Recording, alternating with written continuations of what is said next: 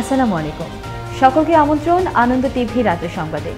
আপনাদের সঙ্গে আছেন সুমাইয়া আজাদ। গোয়েন্দা তথ্যের ভিত্তিতে র্যাব 2 এর সহযোগিতায় মঙ্গলবার সন্ধ্যায় রাজধানী আগারগাঁওয়ে জাতীয় অর্থোপেডিক হাসপাতাল ও পুনর্বাসনে অভিযান চালিয়ে 9 দালাল চক্রকে গ্রেফতার করা হয়েছে। অভিযান পরিচালনা করেন র্যাব 3 নির্বাহী ম্যাজিস্ট্রেট পলাশ কুমার বসু। এ সময় 9 দালাল চক্রকে 1 মাসের বিনাশ্রম কারাদণ্ড প্রদান করা হয়। পরে ম্যাজিস্ট্রেট জানান, যারা রোগীদের দুর্বলতাকে পুঁজি করে টাকা হাতিয়ে নিচ্ছে তাদের কাউকে ছাড় দেওয়া হবে না। প্রতিনিয়তই কিন্তু আমাদের সার্ভিলেন্স যে টিম আছে তারা কিন্তু কাজ করছে। সো এখানে কিন্তু কেউ আইনের ঊর্ধ্বে নাই, সকলকে সতর্ক করে দেওয়া হচ্ছে। যারা এখানে চিকিৎসা সেবা নিতে আসেন, প্রান্তিক শ্রেণী মানুষ, সাধারণ মানুষ, চিকিৎসা নিয়ে মানুষের মৌলিক অধিকার, এই ব্যাপারে কিন্তু কেউ প্রতারণা করার কোনো প্রকারই চেষ্টা করবেন না। যে চেষ্টা করবেন তার বিরুদ্ধে কিন্তু কঠোর আইনানুগ ব্যবস্থা গ্রহণ করা হবে এবং আমাদের এই অভিযান চলমান থাকবে। আবারও দেশের খবর। ব্রাহ্মণবাড়িয়ায় কারাগারে মৃত্যু হল আমির উদ্দিন নামে যাবজ্জীবন কারাদণ্ডপ্রাপ্ত এক কয়েদির। মঙ্গলবার সকালে ব্রাহ্মণবাড়িয়া 250 শয্যা সদর হাসপাতালে চিকিৎসাধীন অবস্থায় তার মৃত্যু হয়। মৃত আমির উদ্দিন নারায়ণগঞ্জ জেলার রূপগঞ্জের মৃত কফির উদ্দিনের সন্তান। 2020 সাল থেকে আদালতে একটি হত্যা মামলায় যাবজ্জীবন সাজাপ্রাপ্ত হয়ে কারাগারে ছিলেন তিনি। ঝুঁকি নিরসনে মঙ্গলবার চাঁপাইনবাবগঞ্জের সোনা মসজিদ বন্দরে কর্মরত শ্রমিক কর্মকর্তা ও কর্মচারীদের মধ্য থেকে 500 জনকে দেওয়া হলো ভ্যাকসিন। পর্যায়ক্রমে বন্দর সংশ্লিষ্ট সকলকে টিকার আওতায় আনার ঘোষণা দেওয়া হয়। চাঁপাইনবাবগঞ্জ 1 আসনের সংসদ সদস্য ডক্টর সামিল উদ্দিন আহমেদ শিমুল এই কার্যক্রমের উদ্বোধন করেন। এ সময় অন্যান্য সংশ্লিষ্টরা উপস্থিত ছিলেন। বিদেশে বাংলাদেশকে সুন্দরভাবে পরিচিত করিয়ে দেওয়ার জন্য বেসরকারি সেক্টর এখন এগিয়ে আসছে বলে মন্তব্য করেছেন Bangladesh securities and exchange commissioner chairman অধ্যাপক ডক্টর শিবলি রুবায়তুল ইসলাম।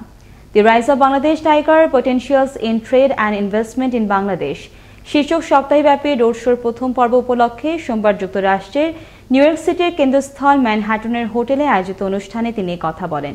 তিনি বলেন, দেশের জন্য কিছু করতে বিদেশে এসেছেন দেশের শেয়ার বাজারে তালিকাভুক্ত কোম্পানি ও ব্যবসায়ীরা।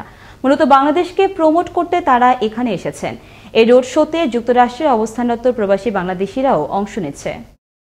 চুয়াডাঙ্গার বিভিন্ন এলাকা থেকে চোর চক্রের 3 সদস্যকে গ্রেফতার করল সদর থানা পুলিশ। এ সময় তাদের কাছ থেকে উদ্ধার করা হয় চুরি হওয়া স্যালো ইঞ্জিন চালিত 3টি আলম সাধু। মঙ্গলবার সকালে এসআই হাসানুজ্জামানের নেতৃত্বে জেলার জীবননগর ও আলমডাঙ্গা উপজেলা থেকে তাদেরকে গ্রেফতার করা হয়। ঘটনার সত্যতা নিশ্চিত করেন চুয়াডাঙ্গা সদর থানা অফিসার ইনচার্জ আবু জিহাদ ফখরুল আলম খান। মাদারীপুরের ডাসার থানাকে উপজেলা ও মাদারীপুর জেলাকে বি গ্রেড ঘোষণা করায় আনন্দ মিছিল ও মিষ্টি বিতরণ করে আওয়ামী লীগ। সোমবার দুপুরে বাংলাদেশ সচিবালয় প্রশাসনিক পুনর্বিন্যাস সংক্রান্ত জাতীয় বাস্তবায়ন কমিটি থেকে এ ঘোষণা এলে ডাসার থানা আওয়ামী লীগ সর্বসাধারণের মাঝে মিষ্টি বিতরণ করে। পরে থানা চত্বর থেকে একটি আনন্দ মিছিল বের করা হয়। মিছিলটি গুরুত্বপূর্ণ কয়েকটি সড়ক প্রদক্ষিণ শেষে একই স্থানে এসে শেষ হয়। 17 বছরের এক কিশোরী নিখোঁজ হওয়াকে কেন্দ্র করে বাড়িঘরে হামলা, ভাঙচুর ও লুটপাটের অভিযোগ তুলেছেন ময়মনসিংহের হালুয়াঘাটের হাপানিয়া গ্রামের নিজামুদ্দিন, শরাফুদ্দিন ও আব্দুল মোতালেবের পরিবার। অপরদিকে নিখোঁজ কিশোরীকে প্রতিবেশী নিজামুদ্দিনের পুত্র দেলোয়ার হোসেন ঈদুল আজহার পরদিন অপহরণ করে নিয়ে যায় এমন দাবি তুলে হালুয়াঘাট থানায় সাধারণ ডায়েরি করা হয়। এদিকে সকল বিষয়ে আমলে নিয়ে নিখোঁজ কিশোরীকে উদ্ধারের চেষ্টা চলছে বলে জানান হালুয়াঘাট থানার ভারপ্রাপ্ত কর্মকর্তা মাহমুদুল হাসান। কুমিল্লার নাঙ্গলকোটে ডাকাতিয়া নদী থেকে অবৈধভাবে বালু উত্তোলন করায় ভ্রাম্যমাণ আদালতের উপস্থিতিতে ধ্বংস করা হয় শ্যালো ইঞ্জিন চালিত 2টি ড্রেজার, পুড়িয়ে দেওয়া হয় 1টি ড্রেজার, কুপিয়ে বিনষ্ট করা হয় 25টি পাইপ। ভ্রাম্যমাণ আদালতের এই অভিযান পরিচালনা করেন নাঙ্গলকোট উপজেলা নির্বাহী ম্যাজিস্ট্রেট লামাইয়া সাইফুল। ফোন করলেই করোনা রোগীর বাড়ি পৌঁছে যাবে স্বাস্থ্য সুরক্ষা ফাউন্ডেশনের অক্সিজেন কনসেন্ট্রেটর। করোনায় শ্বাসকষ্টজনিত সমস্যায় ভুগতে থাকা রোগীকে ফ্রি অক্সিজেন সেবা প্রদান করবে স্বাস্থ্য সুরক্ষা ফাউন্ডেশনের স্বেচ্ছাসেবক টিম। রোগী সম্পূর্ণ সুস্থ না হওয়া পর্যন্ত চলবে এই সেবা। মঙ্গলবার দুপুরে সিরাজগঞ্জে অক্সিজেন সহায়তা কার্যক্রমের উদ্বোধন করেন স্বাস্থ্য সুরক্ষা ফাউন্ডেশনের প্রতিষ্ঠাতা চেয়ারম্যান, সিরাজগঞ্জ 2 আসনের সংসদ সদস্য অধ্যাপক ডক্টর হাবিবে মিল্লাত মুন্না। দেখছেন আনন্দ টিভির রাতের সংবাদ, সঙ্গে আছে সুমাইয়া আজাদ। বগুড়া থেকে 2 কিশোরীকে অপহরণ করে বিক্রি করার চেষ্টার অভিযোগে এক তরুণকে গ্রেফতার করল র্যাব 12। সোমবার রাতে বগুড়া শহরে খান্দার এলাকা থেকে একজনকে গ্রেফতার করতে পারলেও অন্যরা পালিয়ে যায়। অভিযানকালে উদ্ধার করা হয় অপহৃত 2 কিশোরীকে। এর আগে ঈদুল আজহার দ্বিতীয় দিনে 7ম ও 9ম শ্রেণীর 2 শিক্ষার্থী নিখোঁজ হয়। মঙ্গলবার এক প্রেস বিজ্ঞপ্তিতে এই তথ্য জানান বগুড়া ক্যাম্পের কোম্পানি কমান্ডার আব্দুল্লাহ আল মামুন। সরকারি বিধিনিষেধ উপেক্ষা করেও ঢাকা মাওয়া মূল সড়কে চলাচল করছে মানুষ। যাত্রী পরিবহন বন্ধ থাকায় বিকল্প হিসেবে ব্যাটারি চালিত অটোরিকশায় করে ঢাকা থেকে মাওয়া ফেরিঘাটে আসা যাওয়া করছে।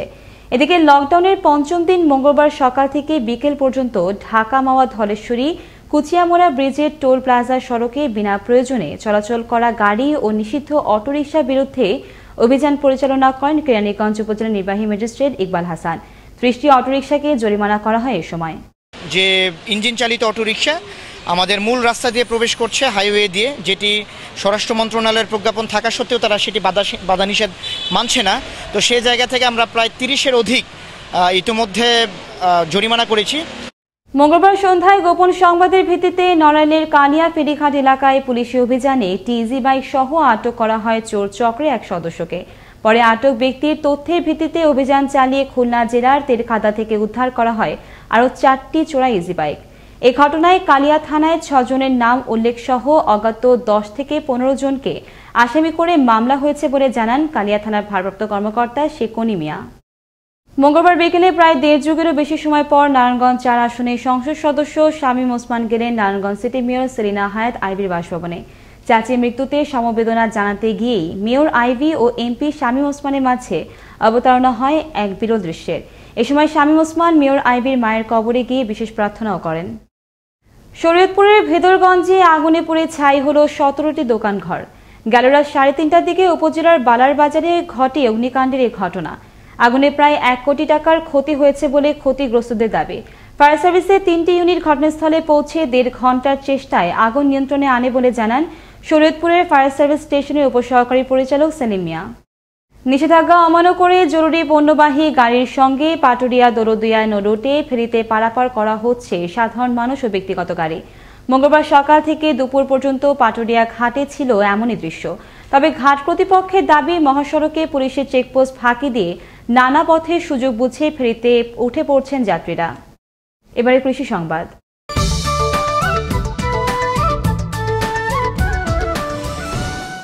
প্রথম দিকে দাম কিছুটা ভালো থাকলেও বর্তমানে কমতে শুরু করায় বিপাকে পড়েছেন রংপুরের পাট চাষিরা। তবে প্রাকৃতিক দুর্যোগ না থাকলে লক্ষ্যমাত্রার চেয়ে বেশি উৎপাদনের প্রত্যাশা কৃষি বিভাগের। রংপুর থেকে মাহফুজ আলম প্রিন্সের পাঠানো তথ্য ভিডিওচিত্রে থাকছে বিস্তারিত। রংপুরের জমিতে সোনালী আঁশের সবুজ গাছে দুলছে কৃষকের স্বপ্ন। এবার পাটের হয়েছে বাম্পার ফলন। পাট কাটা, ধোঁয়া, শুকানো সহ প্রক্রিয়াজাতকরণে ব্যস্ত সময় পার করছেন রংপুরের চাষিরা। ভালো ফলনে ভালো দাম পাওয়ার আশাও করছেন তারা। তবে পাট চাষে খরচ বেড়েছে বলে জানিয়েছেন অনেকেই। শুরু থেকে শেষ পর্যন্ত জমিতে খরচের টাকা না উঠায় পাট চাষ থেকে সরে আসছেন অনেক কৃষক। এখন পাট প্রায় বিলুপ্তির পথেই বললেন পাট চাষিরা। আল্লাহ ভালো আছে, পাট এবার দাম তো নাই, রেট কম। সরকারের মন 3,000, আমার কাছে 2500-2600, তাও দেয় না। 2,000-2,100 টাকা মন। খাটা খরচে যায় 6,000-7,000 টাকা যাচ্ছে। মোটামুটি ভালো, কিন্তু ঘটনা হচ্ছে বাজার খারাপ। এই দুর্যোগের কারণে বাহিরে যারা পার্টি আছে তারা আসতে পারতেছে না। এখন ব্যাপারীরা কিন্তু 2100, 2200, 2400। গেল বছরের তুলনায় এবছর বৃষ্টিপাত কম হওয়ায় এখনো পাট কাটা শেষ হয়নি। এবছর আবহাওয়া পাট চাষের অনুকূলে থাকায় গেল বছরের তুলনায় ফলন বেশি হবে বলে জানালেন এই কৃষি কর্মকর্তা। এই বছরে এসে বৃষ্টিপাতের পরিমাণ তুলনামূলকভাবে কম, যার কারণে এখনো সম্পূর্ণ পাট কাটা শেষ হয়নি। কৃষকরা আরও কিছুটা বৃষ্টির দিকে তাকিয়ে আছে। আশা করছি পাটের ফলন ভালো হবে।